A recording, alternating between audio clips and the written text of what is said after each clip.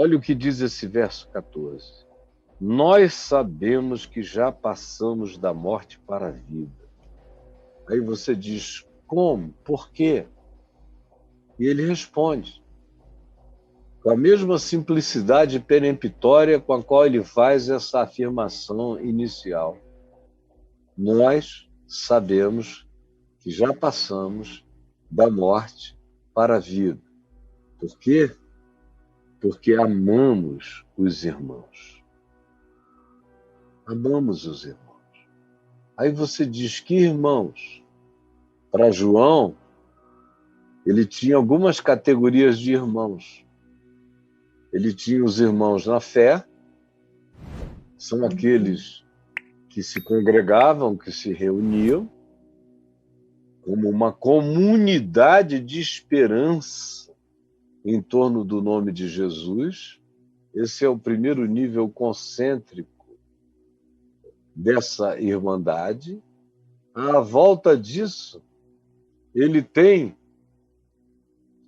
a sociedade circundante imediata. Ele tem, por exemplo, em Mileto ou em Éfeso, mas ele tem a comunidade da fé e à volta tem a cidade de Mileto. Os pensadores de Mileto, os filósofos de Mileto, as universidades a Universidade de Mileto. Mileto era um dos lugares mais cultos da antiguidade. Foi onde a ideia de verbo como razão que está por dentro e permeia toda a criação do universo, o Logos. Foi lá que isso surgiu 500 anos antes de Jesus, antes de João ir para lá. Ele tinha aquela sociedade circundante, o povo comprando, comerciando, os jovens crescendo, aquelas pessoas que ele conhecia do mercado, conhecia dos templos, conhecia das ruas, conhecia da praça, da ágora, conhecia das esquinas. Eram os irmãos também, próximos. Eram o vizinho a ser amado, onde também se esperava que o meu amor, provocado pela consciência em fé acerca de Jesus na minha vida, se manifestasse como amor a Deus no próximo. Então tinha esse círculo da comunidade da fé.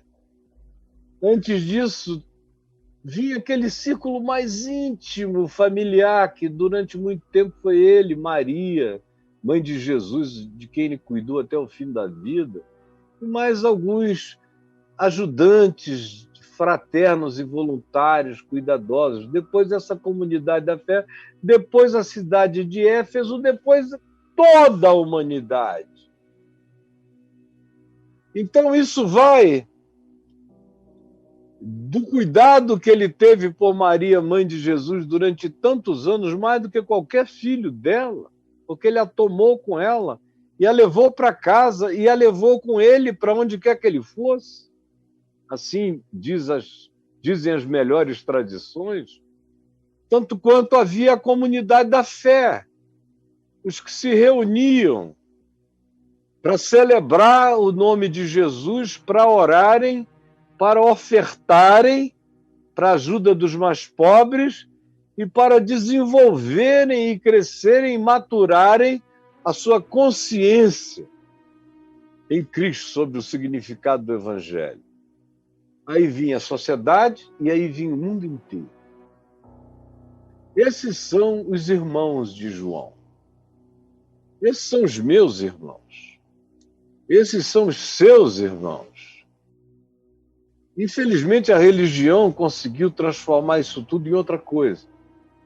Os nossos irmãos hoje em dia são apenas os que fazem parte de uma congregação, às vezes enorme, onde ninguém conhece quem é quem, não sabe quem é quem, porque são congregações com 5, 6 reuniões ou 3 reuniões num dia de domingo, onde um grupo vai aqui, outro grupo vai ali.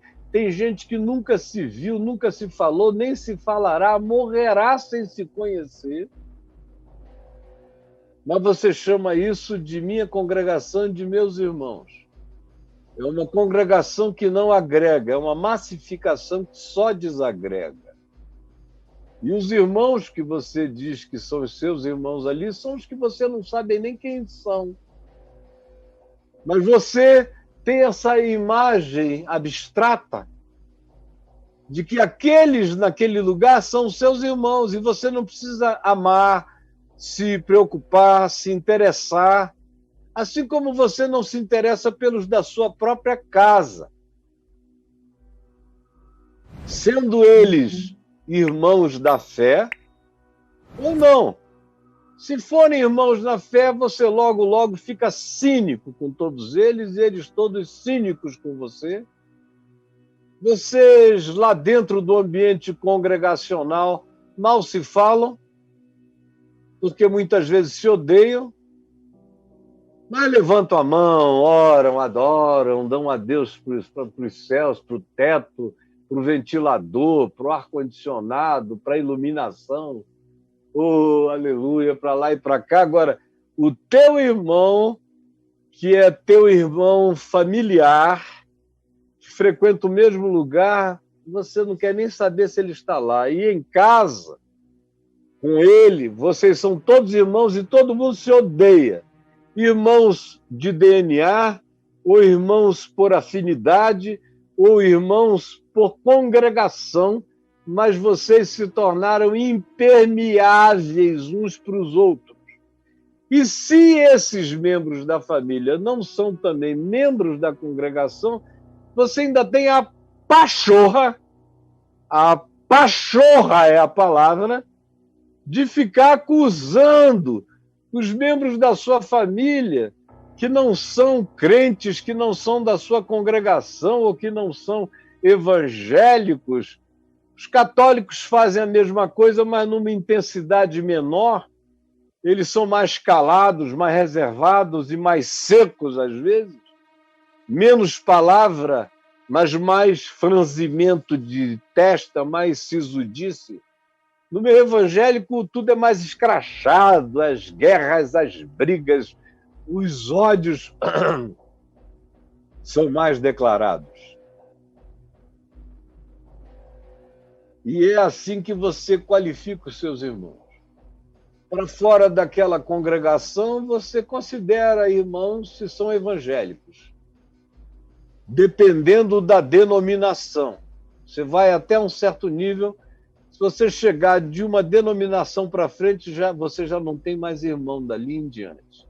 Já é o lado sombreado e escuro da lua para você.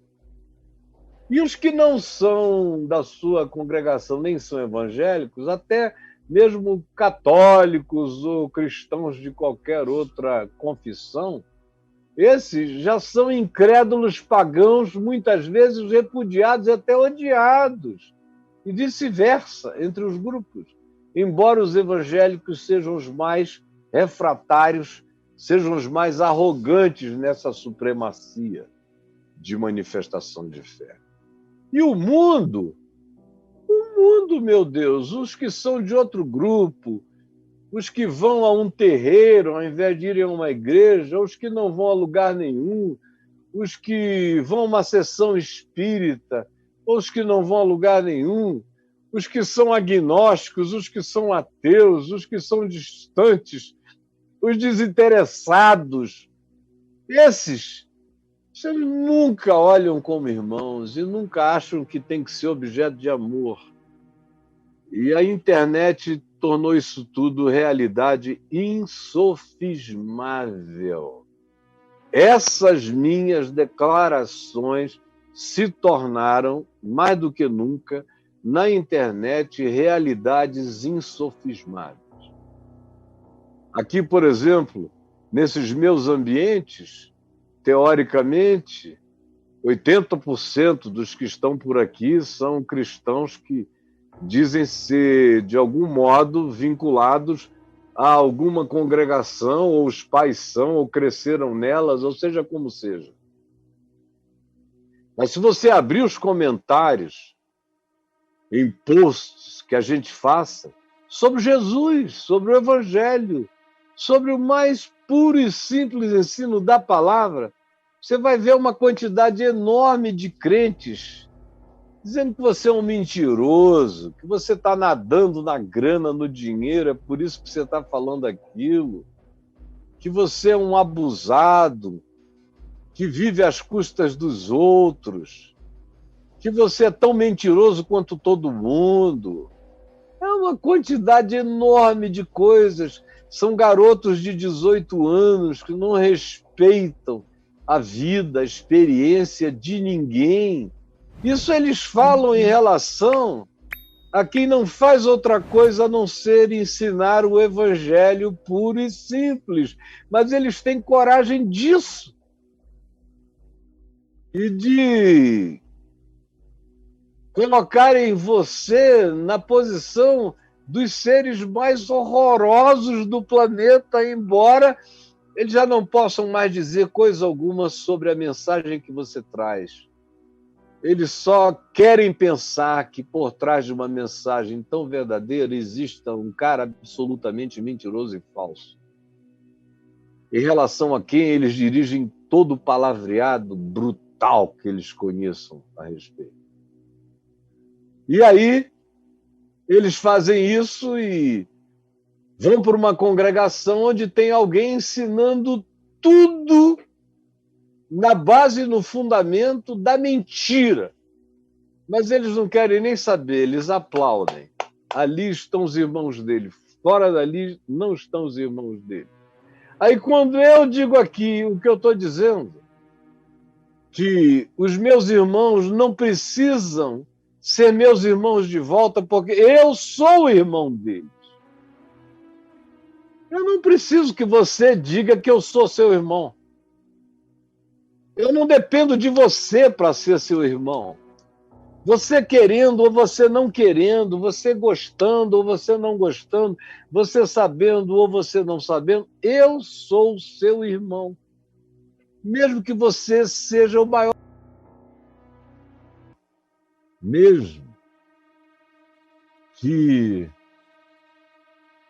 você seja a criatura mais herética que exista, tem uma dimensão na qual eu sou irmão dos que creem como eu, mas tem uma dimensão que transcende a isso. Transcende qualquer que seja a concordância ou a uniformidade ou a comunhão de significados. Tem uma dimensão que está para além disso, que é aquela que João trata aqui agora, que é da minha irmandade com os meus inimigos, com os meus adversários. Eu sou irmão dos que creem como eu, com quem eu tenho afinidade, amizade e prazer. Mas eu sou irmão dos que, crendo em alguma coisa, não creem como eu, e que podem até me odiar, me colocarem no inferno, mas eu sou irmão deles. Assim como Jesus não tinha nenhum prazer nos fariseus e nos religiosos que andavam a perturbar-lhe a existência de dia e de noite, ele não tinha com eles uma comunhão de prazer, eles não eram gostáveis, mas Jesus diz que eles são irmãos. Diz no texto que eu li ontem aqui, de Hebreus 12, de Hebreus 2, do verso 10 ao verso 15, onde ele diz que por causa disso, porque ele tem uma identificação com a dor humana universal, ele não tem vergonha de nos chamar seus irmãos e de proclamar a nós a sua palavra. Ele continua e continuará, como ele fez sempre. Mesmo com os piores antagonistas.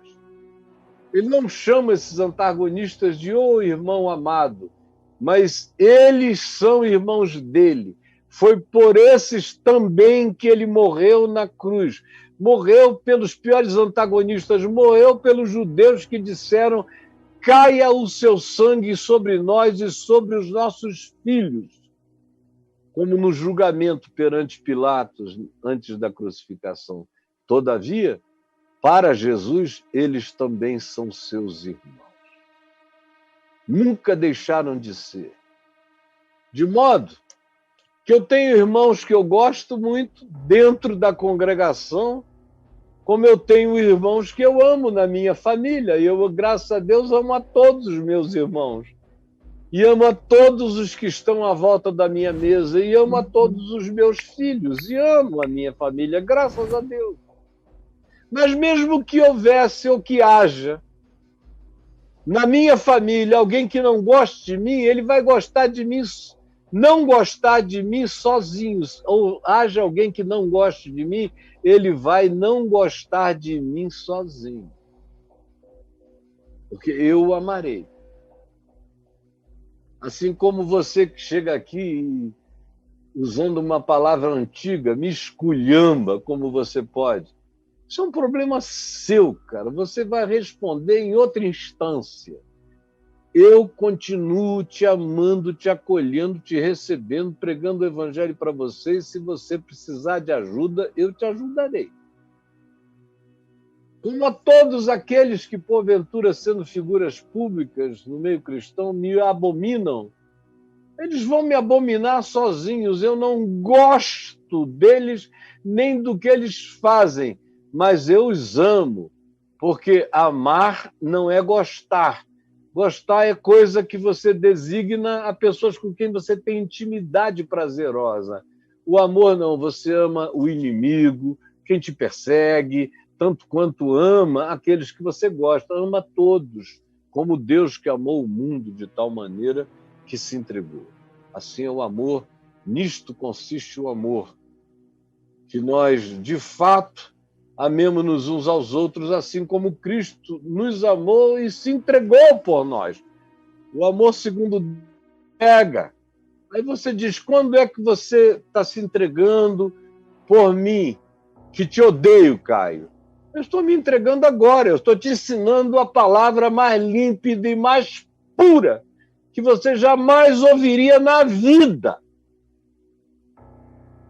Jamais, eventualmente, você está recebendo, e eu sou o garçom desse pão. Eu sou o garçom dessa palavra. A qualquer um. Está aberto a todos. Quem quiser, venha. E sou irmão de toda a sociedade à minha volta. Sou irmão do mundo inteiro. Sou irmão de muçulmanos, de budistas, de confucionistas, de kardecistas. Sou irmão de todo mundo. E aí você diz, Caio, você está ignorando as distinções teológicas. Não, as distinções teológicas vocês criaram na religião para poder informar os grupelhos que não falam com a sociedade e que são intolerantes e antagônicos ao resto da vida no planeta. Eu não tenho comunhão com esse espírito de vocês.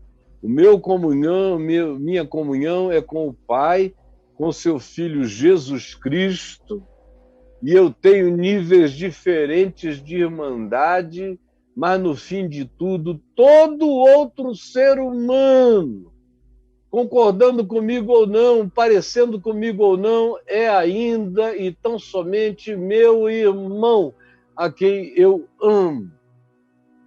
Como Deus amou ao mundo de tal maneira, da mesma maneira que eu sou chamado a amar e me entregar, a doar a minha vida como um ato de amor, de entrega livre ao planeta, a gastar minha vida no serviço de todo ser humano.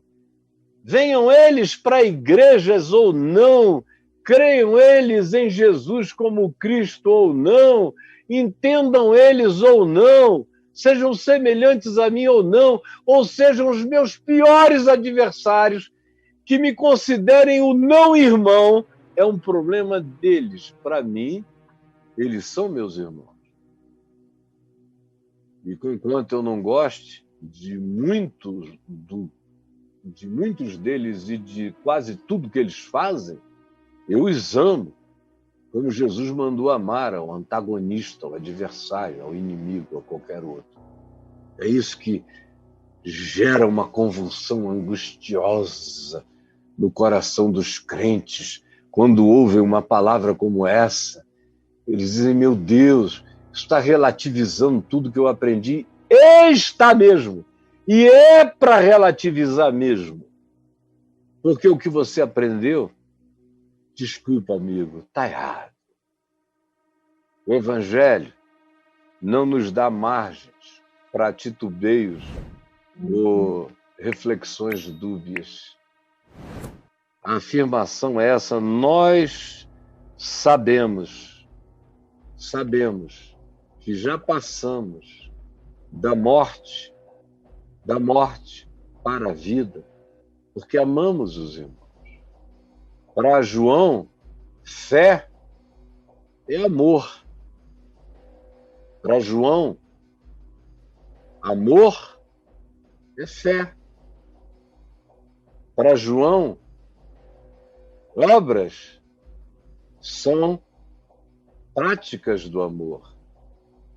Para João, as obras que são práticas do amor são declarações de fé.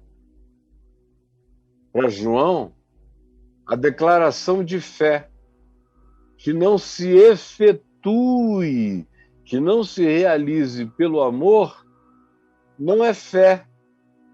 É apenas a arrogância de uma crença que, de fato, não creu no Evangelho, porque todo aquele que creu no Evangelho sabe que a fé sem obras é morta, e que a verdadeira fé se manifesta como prática obediente da palavra ensinada por Jesus. E a palavra ensinada por Jesus só é praticável como amor.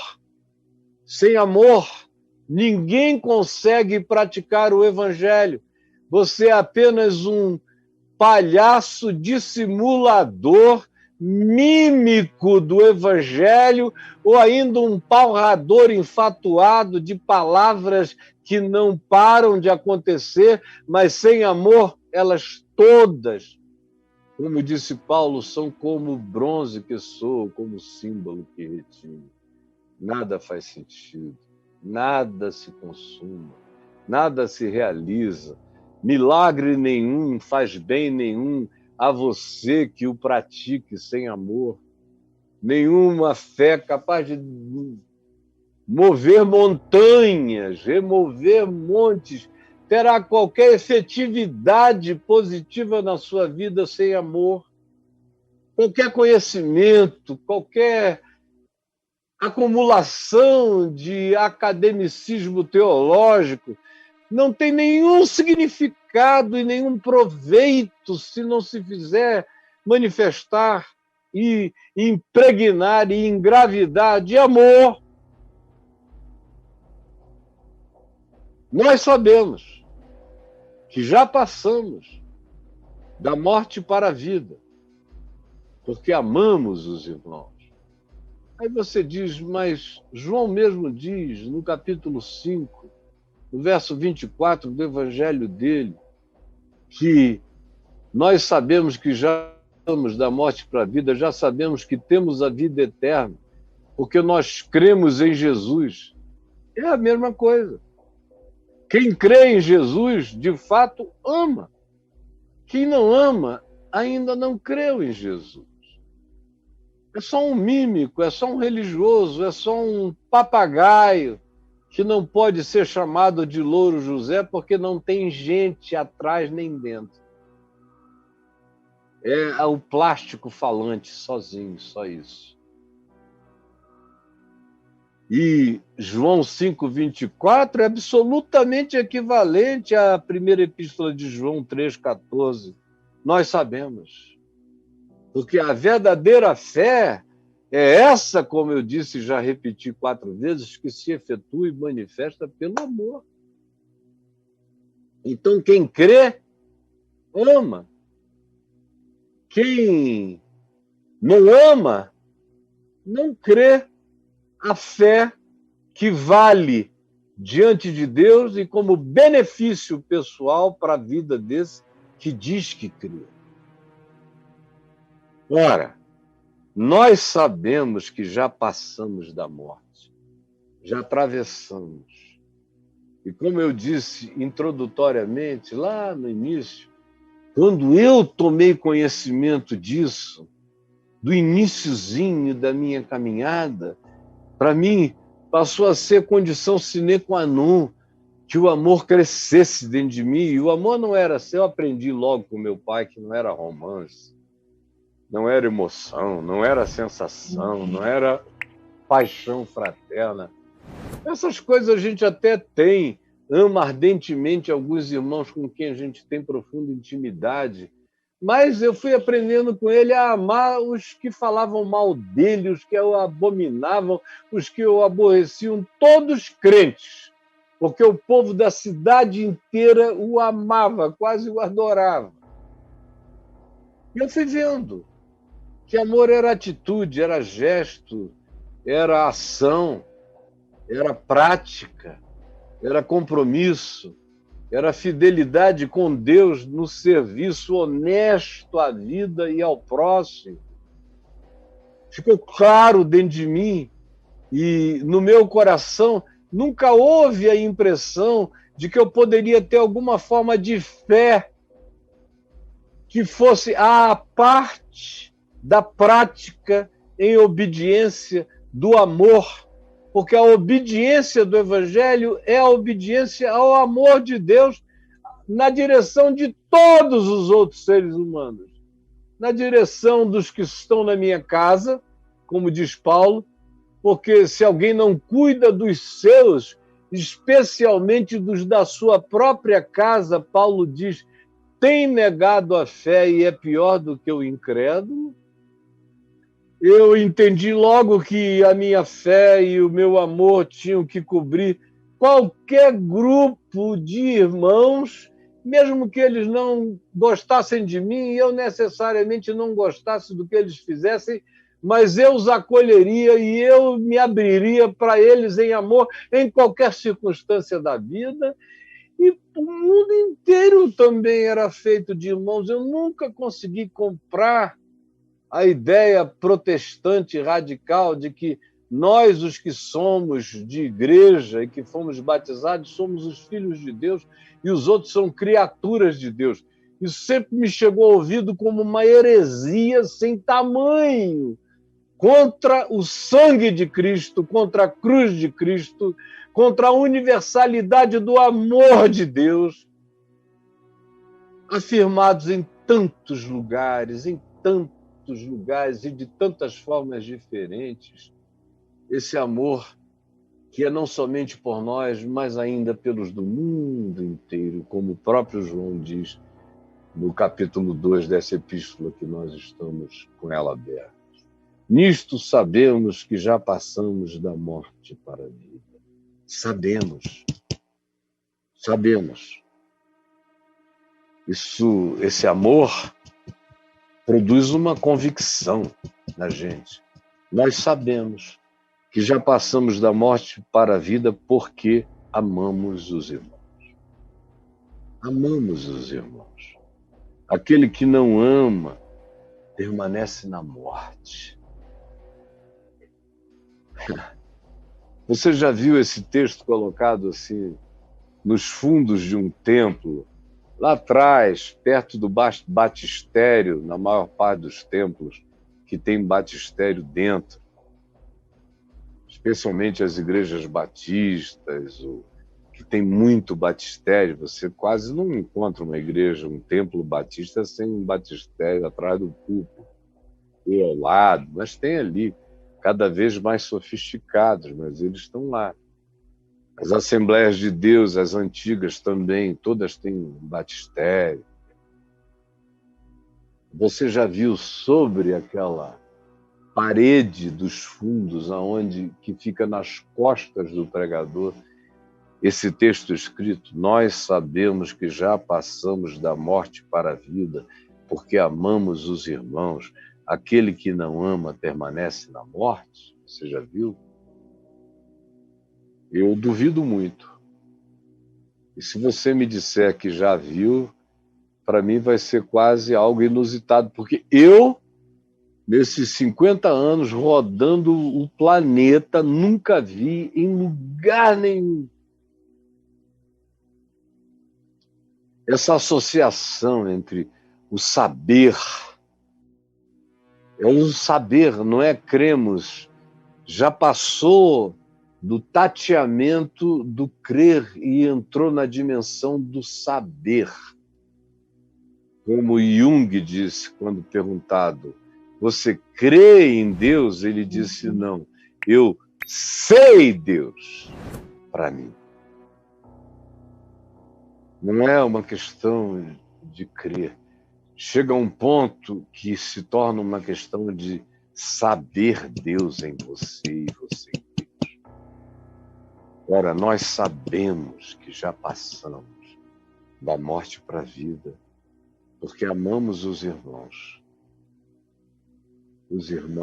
de qualquer desses círculos de concentricidade, até os confins da terra, nós amamos os irmãos. Ora, aquele que não ama permanece na morte, continua, não saiu da morte. É um filho da morte, é um zumbi andando pelo planeta. Aquele que odeia, que é cheio de antipatias, que é cheio de hostilidades, que é cheio de raivas, que é cheio das atitudes amaldiçoadoras, que deseja no seu coração o mal do próximo diferente de você. Você é o crente que passa de carro e grita para o travesti, grita, vai pro inferno, seu velho da babá. Cara, você permanece na morte. Você que passa e vai amaldiçoando prostitutas, gays, gente diferente de qualquer grupo humano que não pareça com você. Ou, como outro dia em Goiânia, eu estava atravessando uma rua antes da pandemia, num evento lá, aí passou um carro com alguns crentes e eles me reconheceram atravessando a rua e gritaram, maldito, pecador amaldiçoado! E eu olhei e falei, Deus abençoe vocês, meus irmãos. Deus abençoe vocês. E o cara vai nutrindo ódios, sem saber que por cada ódio nutrido, mais você se enraiza na morte. Menos vida eterna existe para você. Não existe vida eterna para o ódio. Você pode conceber um ser humano cheio de ódio herdando a vida eterna? Você pode? Um ser humano carregado de hostilidade, que baba. Hoje em dia a desculpa é, não, mas também ele é um comunista, que eu nem sei onde estão esses comunistas. Já faz muito tempo, desde a década de 80, quando eu fui a primeira vez à União Soviética, ainda era União Soviética, e o comunismo estava acabando, eu só encontrei comunista me beijando, me abraçando, me dando bem-vindo, feliz da vida, porque a Glasnost, os novos ventos tinham chegado. Mas hoje, quando você já não tem comunista marxista-leninista, você só tem os comunistas criados nos laboratórios de maldade política nos Estados Unidos, como os que foram criados, praticados e vendidos nas suas produções ideológicas pelo Steve Bannon, ou até pelo Olavo de Carvalho. São esses comunistas do marxismo cultural, em relação a cujo conceito eu sou comunista. A minha família inteira é uma família de comunistas, porque se você amar o mundo como Deus em Cristo amou o mundo, você é um marxista cultural. E parece que isso dá uma justificativa para você odiar o mundo. Como se Deus amasse mais o ódio ao que você chama de marxismo cultural do que amasse o indivíduo que você odeia. Não importa quem ele seja contra. O fato é o seguinte: tanto mais quanto você tente arranjar pretextos para justificar as suas malquerências e os seus ódios, mais você se planta, põe seu espigão na morte. Porque todo aquele que odeia permanece. Permanece.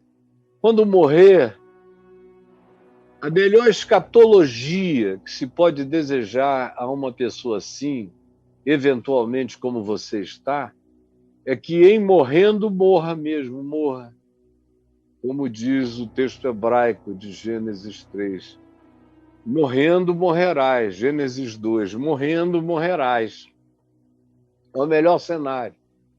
É virar orangotango, chimpanzé, é não evoluir na direção do Homo sapiens sapiens em Deus. Não.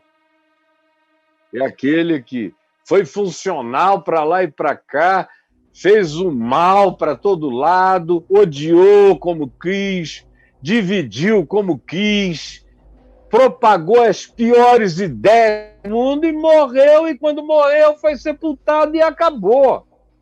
Não tem céu e, graças a Deus, não tem inferno para você. É a melhor escatologia que você pode adotar. É a melhor.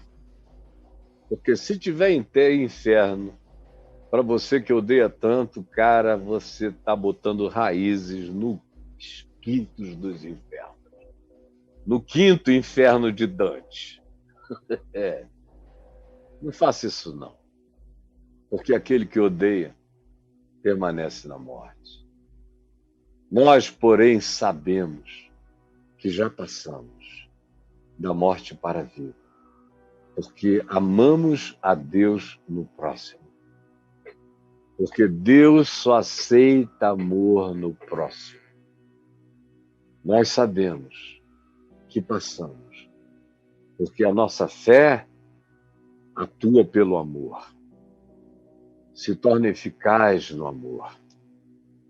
E porque qualquer fé que não seja praticante do amor é como o bronze que soa, como o símbolo que retine, não realiza nada, não produz nada, não vai a lugar nenhum, não produz coisa alguma, exceto morte também, ilusão e engano. Tem muita gente que gostaria que fosse diferente.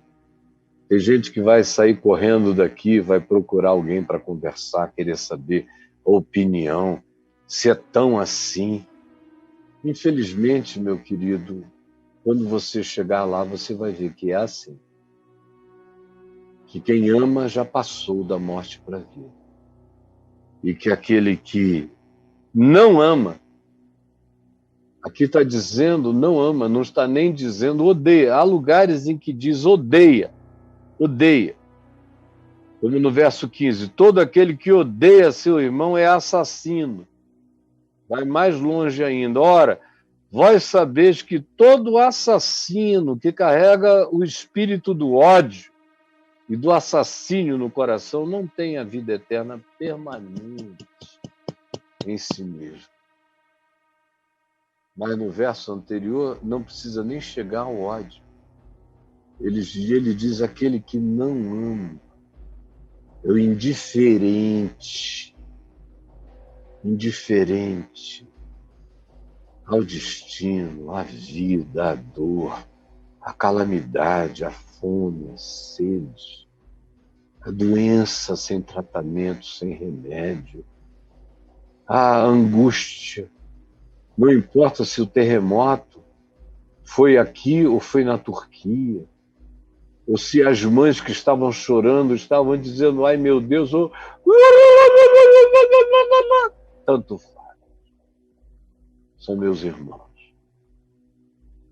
São amados pelo meu Pai que está no céu.